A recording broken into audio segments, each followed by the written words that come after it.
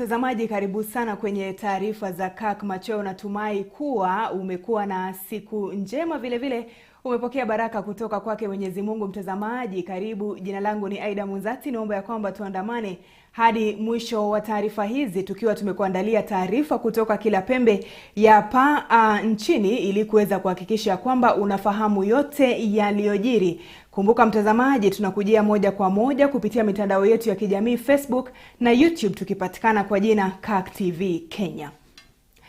Rais William Ruto amewaomboleza maafisa wa KDF waliofariki usiku wa kuamkia leo katika ajali iliyohusisha ndege aina ya helikopta. Katika taarifa kupitia mtandao wake wa X, Ruto amewataja maafisa hao kama mashujaa waliojitolea kwa ujasiri kuilinda taifa la Kenya. Kulingana na taarifa ya uongozi wa KDF ni kuwa ndege hiyo ilianguka nyakati za usiku walipokuwa wakishika doria. Hadi kufikia sasa bado KDF haijatoa taarifa kamili ya idadi ya maafisa waliofariki. Hata hivyo, aina hiyo ya helikopta husemekana kubeba idadi ya abiria 13. Na bila shaka mtazamaji, KDF itakapokuwa tu ikitoa taarifa kamili ya idadi ya maafisa waliofariki, tutakuwa tukikujuza hapa Kirk TV. Kwa hivyo endelea tu kutegea taarifa zetu. Kwingineko, serikali ina mipango kabambe kukabiliana na mvua za El Nino zinazotarajia kunya kuanzia mwezi ujao. Naibu Rais Rigathi Gachagua amefichua kwamba serikali kwa ushirikiano na mashirika ya kibinafsi ina mpango wa kujenga mabwawa katika kaunti kadhaa nchini yatakayosaidia katika uvunaji wa maji ya mvua hiyo, akizitaka serikali za kaunti kujipanga vilivyo. Vincent Kerosi anaarifu kwa kina. Huko msimu wa mvua kubwa za El Nino kama ilivyotabiriwa ukijongea, serikali inaandaa mikakati ya kuzikabili mvua hizo. Naibu Rais Rigathi Gachagua akisema kwamba atauongoza mkutano wa kamati ya kitaifa ya kukabiliana na majanga dharura pamoja na asasi nyingine za umma na zile za kibinafsi ili kwamba wasije kumchelea mwana kulia. We invite you to work with us as we set up and implement measures to prevent possible tragedies. In that regard, next week, I'll be convening the National Emergency Response Committee that I chair with all government agencies, development partners, the Red Cross, international organizations, and all other stakeholders to discuss our preparedness for the expected El Nino rains. Akizungumza kwenye dhifa ya chakula cha jioni iliyoandaliwa na shirika la Msalaba Mwekundu nchini, Gachagua amesema kwamba ni lengo la serikali kuchangamkia fursa ya mvua hizo ili kuteka maji ya kutosha kuendesha shughuli za ukulima. In the long term, we are working on public-private partnership in building water harvesting structures, including dams across the country. This will help us take advantage of such large amounts of water for food production. Kaunti za Siaya, Kisumu, Homa Bay, Migori, Kisii, Nyamira, Baringo, Uasin Gishu, West Pokot, Elgeyo Marakwet, Nandi, Kericho, Bungoma, Kakamega, Busia miongoni mwa nyingine zimetajwa kama zile zitakazopokea mvua kwa wingi, na hivyo basi kutakiwa kujiandaa vilivyo. Baadhi ya kaunti hizo tayari zikianza kuweka mikakati. And obviously in this region, malaria in the rainy season is still a big problem. But in school, you also see skin diseases and worm diseases that need to be treated. In the slums, we need to have clear ways where rescue units can be able to pursue, to get their ways into those places. This is the time to move out of the encroachments on the rivers. This is the time to start thinking on what must be done immediately, because it's a big thing. It is sad that after such warning that we have, we will soon be crying as a country. Idara ya utabiri wa hewa imewahimiza wanaokaa maeneo ya nyanda za chini kuhama kwa muda ili kujihadhari dhidi ya maafa yoyote. Vincent Kerosi, Kirk Machweo. Naam, shukran sana Vincent Kerosi kwa taarifa hiyo. Kwingineko, spika wa bunge la kitaifa Moses Wetangula amewataka wabunge wa pande zote mbili kusita kufanya zogo hadharani na badala yake kuungana ili kutafuta suluhu ya gharama ya juu ya maisha. Wetangula amewataka wabunge kubuni sheria za kiuchumi bungeni zitakazosaidia kumstiri Mkenya wa kawaida dhidi ya ugumu wa maisha unaoshuhudiwa nchini.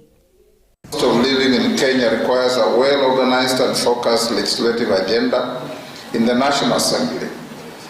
Collaboration among the National Assembly leadership offices, including the majority and minority leaders, is crucial to effectively marshal this agenda in a bipartisan approach. Our nation faces formidable challenges, but they are not insurmountable. By standing united, we can lessen the burden on Kenyans. Namna waziri wa usalama wa ndani Kithure Kindiki ametoa onyo kali kwa wahalifu kwamba serikali ya Kenya Kwanza haitaruhusu ufanisi wa hulka zao. Akizungumza katika ziara kaunti ya Busia, Kindiki aidha amewaonya wanasiasa wanaobuni makundi ya vijana na kuwatumia kwa faida zao za kisiasa kwamba chuma chao ki motoni. Hapa Busia tumekuwa na mashida ya magenge ambao sana sana wanatumiwa na wanasiasa wakati wa siasa, na wakati hii kwa sababu siasa imeisha, hao vijana wameanza kuumiza wananchi, kupora mali ya watu, kuua watu na kusumbua wananchi. Utawala huu hauna nafasi kwa mtu yeyote kujiingiza kwa uhalifu. Asijisingizie ati ni vile amekosa kazi. Na baadhi ya wabunge wanaotaka kuondolewa kwa miswada iliyowasilishwa ikipendekeza kufanyiwa mabadiliko kwa vipengee vya sheria vinavyokabiliana na ufisadi. Kwenye kongamano la Jumanne, wabunge walioko chini ya mvuli wa kongamano la kupinga ufisadi barani Afrika NAC wameshikilia kuwa mapendekezo yaliyowasilishwa yatafanya hafifu sheria za kukabiliana na ufisadi.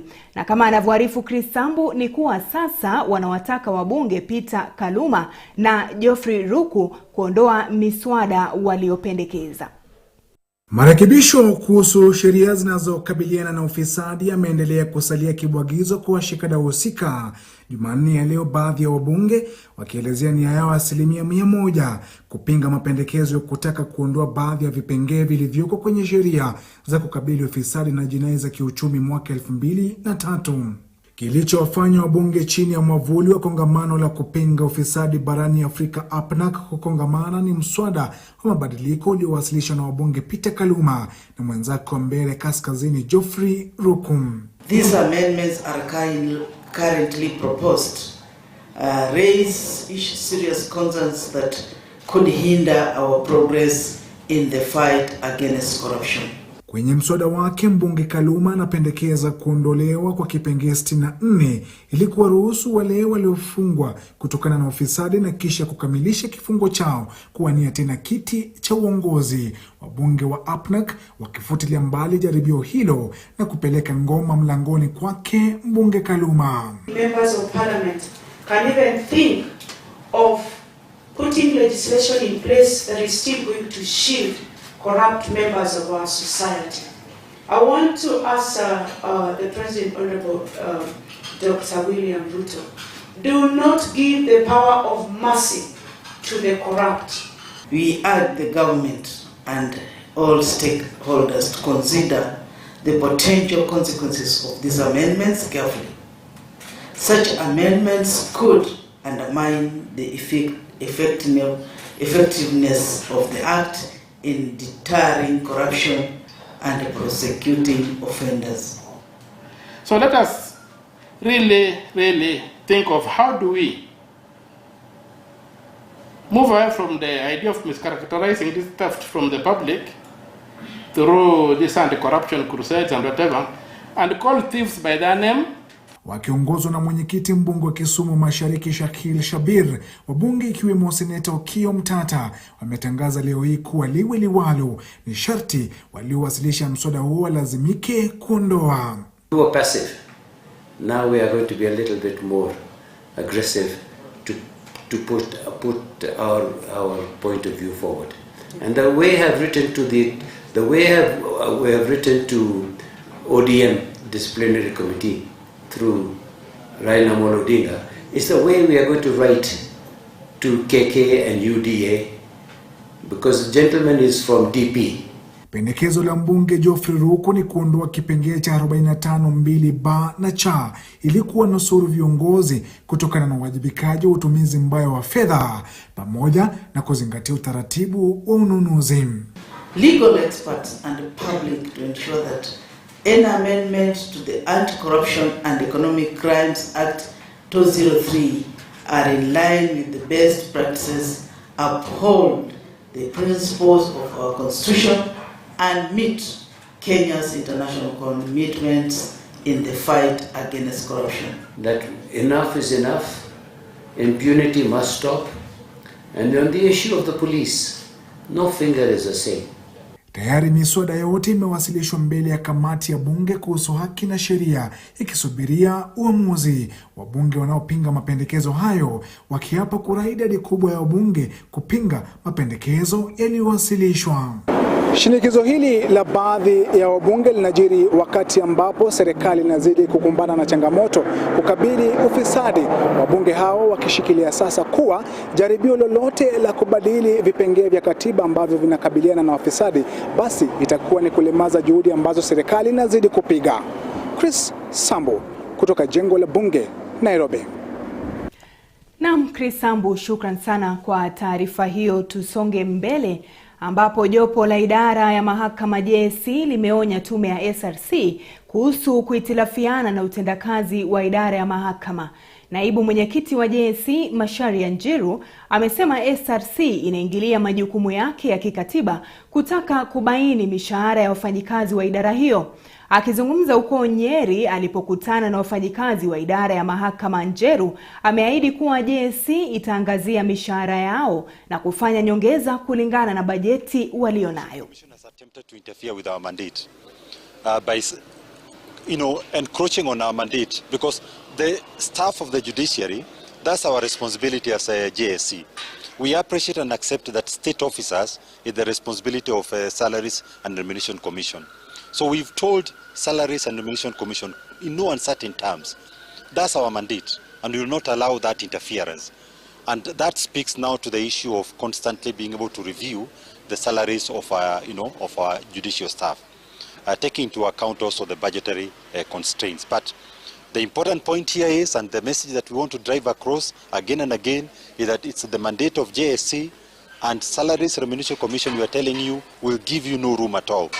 Waziri wa usalama wa ndani Kithure Kindiki amekiri kuwa kulikuwepo na changamoto kuu katika idara ya uhamiaji humu nchini, akitaja suala hili kama chanzo kikuu cha kucheleweshwa kwa utoaji pasipoti kwa Wakenya.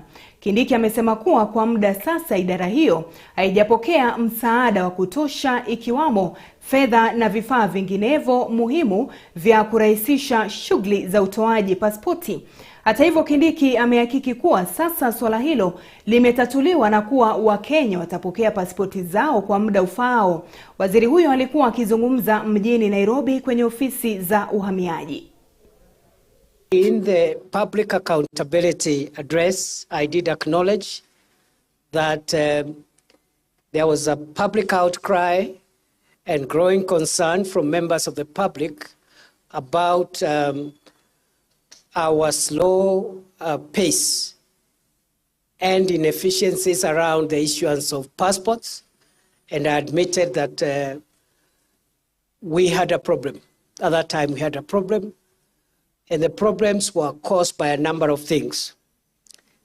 At the core of the problem which has taken us this journey has been many years of low investments in the Directorate of Immigration Services. And by investment, I mean the kind of equipment, facilities, and funds that have been available to this department were low over the years. Kwingineko, Rais William Ruto amemteua aliyekuwa waziri wa masuala ya Afrika Mashariki na leba kwenye serikali ya Rais Uhuru Kenyatta, Phyllis Kandie, kuwa mshauri wake kwenye masuala ya ukuzaji wa soko la bidhaa. Kandie, aliyewahi kuhudumu kama balozi wa Kenya nchini Ubelgiji, ametwikwa jukumu la kumshauri rais huku akitakiwa kubuni mikakati ya kuhakikisha kuwa sekta ya kilimo inalainika.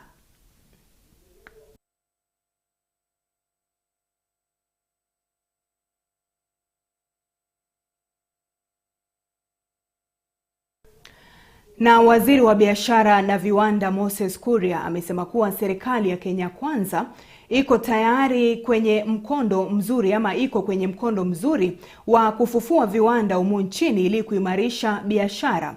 Akizungumza katika hafla ya uzinduzi wa ujenzi wa bustani ya biashara na viwanda katika eneo la Nyatike, kaunti ya Migori, Kuria aliongeza kuwa mradi huo wa takriban shilingi nusu bilioni unalenga kutoa nafasi za kazi kwa vijana katika kaunti hiyo, akiongeza kuwa vilevile itaimarisha ufanyaji biashara Migori na wakati huo huo kuimarisha uchumi. William Ruto na serikali kuu tumetoa shilingi milioni 250, 250 million shillings. Governor Ochiro na County Assembly ni washukuru, wametoa shilingi milioni 250. Na nimeangalia utafiti ambao tumefanya hapa tutaweza kuajiri vijana, wamama, wazee wasiopungua watu 30,000 hapa katika Migori County, ambao wataweza kufanya kazi moja kwa moja hapa. Lakini wengi ni wale watasaidika na mazao ambao iko huko nje. Wale ambao wanafanya kulima mahindi, kulima mchele, kulima horticulture, wavuvi wa samaki, wote watasaidika hapa. Namna vyama vya wafanyikazi vimehimiza serikali kulinda kampuni ya Del Monte kutoka kwa wanasiasa wenye tamaa. Wakiwa kwenye mkutano wa mikataba ya majadiliano ya pamoja kati ya kampuni ya Del Monte na muungano wa wafanyikazi katika sekta ya vyakula vya kibiashara, walionyesha wasiwasi huo na kutoa ombi kwa serikali iweze kuingilia kati. Wamaidha Kamau ana ripoti zaidi. Kulingana na meneja mkurugenzi Stagios, washapoteza shamba la Del Monte zaidi ya ekari 1400 Murang'a na ekari 700 ya kaunti ya Kiambu. Stagios aidha amesema kuwa ukuaji wa miji na kugeuza shamba hilo kuwa mahala pa nyumba za makazi kutaleta tishio kwa uzalishaji wa kilimo Kenya. Meneja mkurugenzi ameongeza zaidi na kusema kuwa kufanya haya kutaleta uwezekano wa kusababisha athari za kijamii na kiuchumi. We have already seeded land both in Murang'a and Kiambu counties. My opinion, having been here 24 years, is that the government has somehow to protect, demarcate the agricultural land. I've seen in my experience here in Kenya a good agricultural land being subdivided and becoming maybe residential estates. You've seen what is happening all the way from Nairobi to Thika. The urbanization is rapid, but unless we take measures to protect the natural resources and the agricultural land, we're not going to achieve whatever we promise that we need to grow agriculture in Kenya. Mjumbe wa bodi ya KOTU Boniface Kavuvi amebainisha kwa wasiwasi kuwa maelfu ya wafanyakazi wa Del Monte wataweza kupoteza kazi zao haya yakifanyika, wakati huo ambapo kumeshuhudiwa ukosefu mkubwa wa ajira nchini. Sisi tunasema hivi, kama kiwanda inaandika watu 6,000 na kitu, ukigawa hii shamba ujenge manyumba. Manake vile wanasema hawa wanasiasa wakitafuta mambo ya kugawa hii shamba, hawagawi shamba walime, watagawa shamba walete manyumba. Ni mambo ya flat na mambo mengine. Ukileta hizo, hawa wafanyikazi utapeleka wapi? Itakuwa wafanyikazi hawana kazi. Akimuunga mkono mwenzake, naibu wa katibu mkuu wa muungano wa wafanyikazi katika sekta ya vyakula vya biashara, Thomas Kipkemboi, Amesema kuwa nchi itaambulia pabaya serikali isipoingilia kati na kulinda shamba hilo, kwani hapo ndipo wanapata ushuru kutoka kwa wafanyakazi na pia kampuni inapouza mazao yao. Kwa sababu ile mshahara ambao wanapata hapa around 7 billion imeweza kujenga Thika Town, Kiambu na hata Murang'a, kwa sababu wafanyikazi wanatoka katika hizo areas tatu.